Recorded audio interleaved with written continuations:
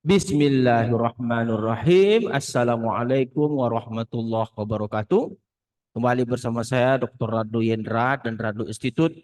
Kita kembali melaksanakan praktikum untuk tahun 2026 ini. Kita akan melaksanakan praktikum yang seimbang antara Python dan R. Nah, ini dia.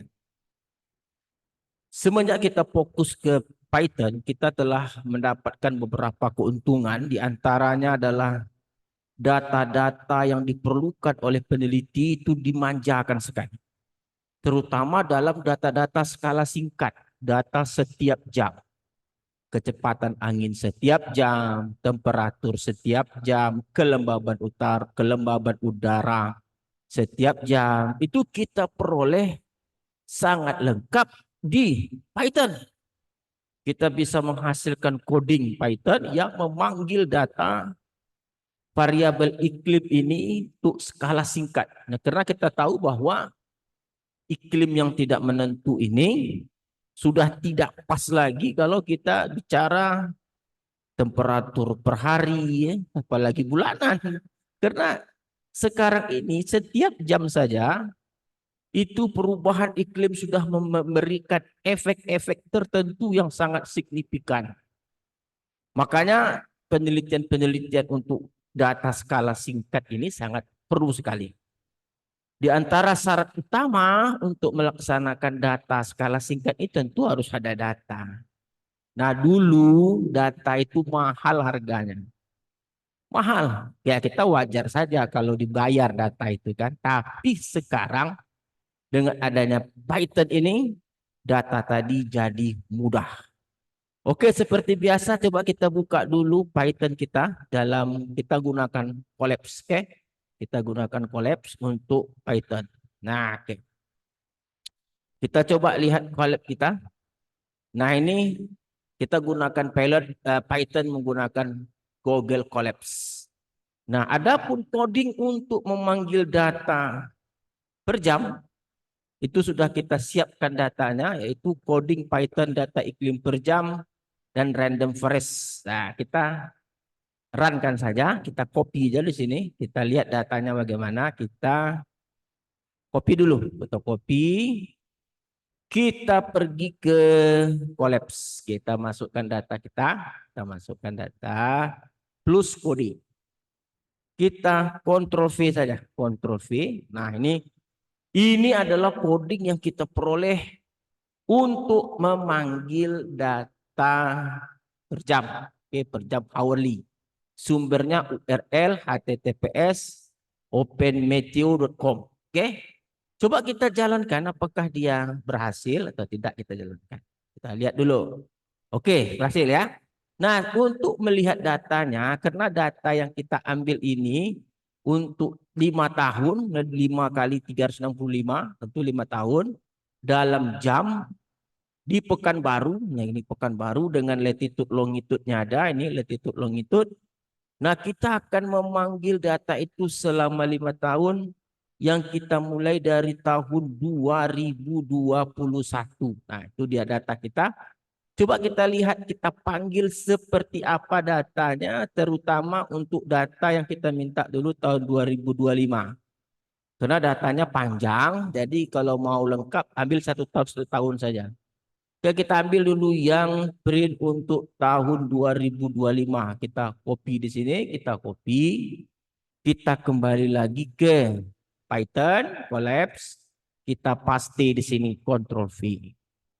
Coba kita lihat datanya, kita run. Nah, ini datanya. Ini adalah data untuk tahun 2025. Nah, untuk mengambil data ini sehingga dapat kita gunakan untuk penelitian berikutnya, itu dapat kita simpan di dalam file Excel. Caranya bagaimana? Kita klik nih yang tanda petaknya dulu. Kita tengok ini, kita petak nih. Oke, biar aja dulu kita. Dah. Sudah itu kita ambil nih yang dia minta copy table. Nah, copy table, kita copy table. Lalu kita, ini ada dalam file Mana tadi dah? Copy table dulu, copy table. Ada dalam file CSV. Lalu copy, ya. Lalu kita pergi ke Excel, kita buka Excel, kita paste di sini. Nah, ini datanya. Untuk menyusun datanya, kita masuk ke data, text to column. Oke, next kita coba rapikan datanya.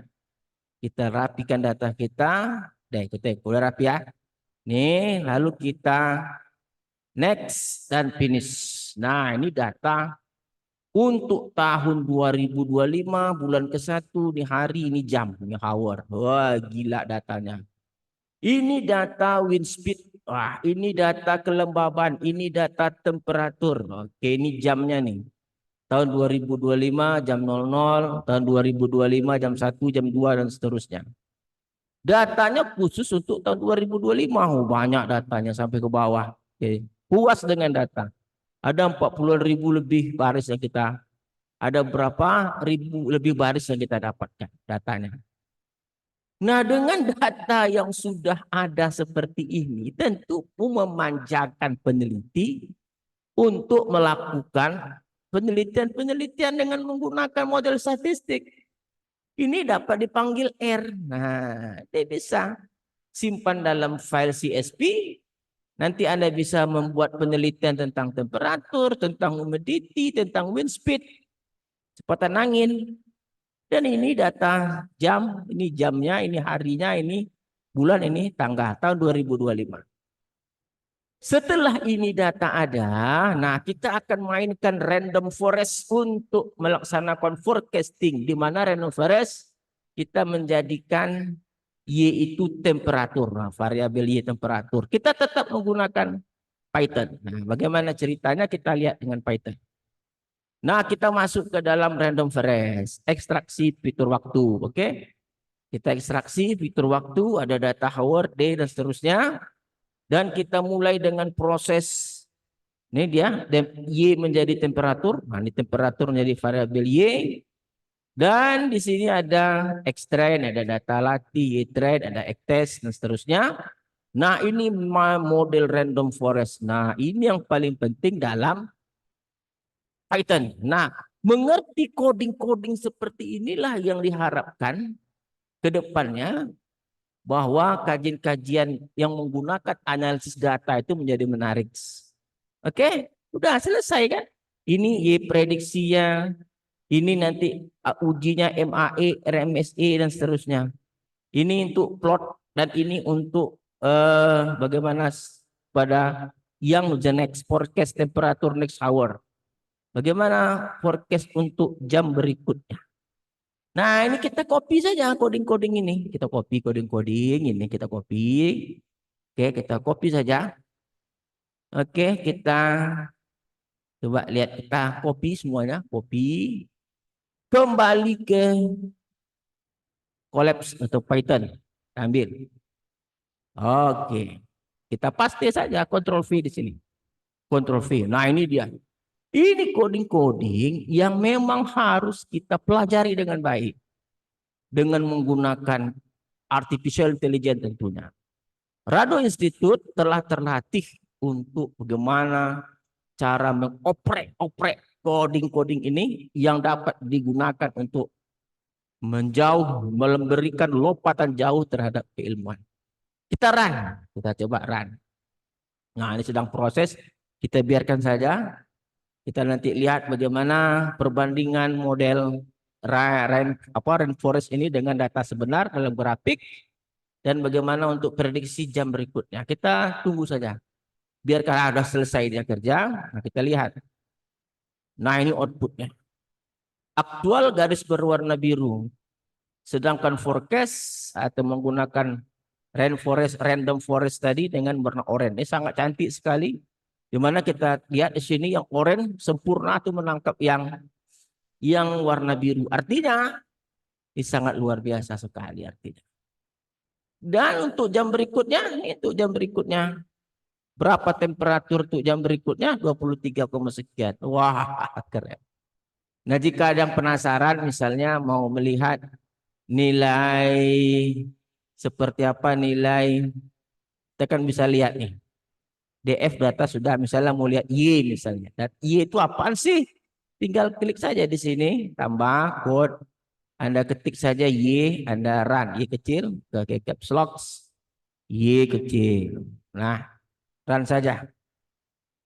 Nah, ini data Y. Oke, data temperatur ini. Oke, dan untuk yang lain-lainnya. Apa yang diinginkan tinggal lihat saja.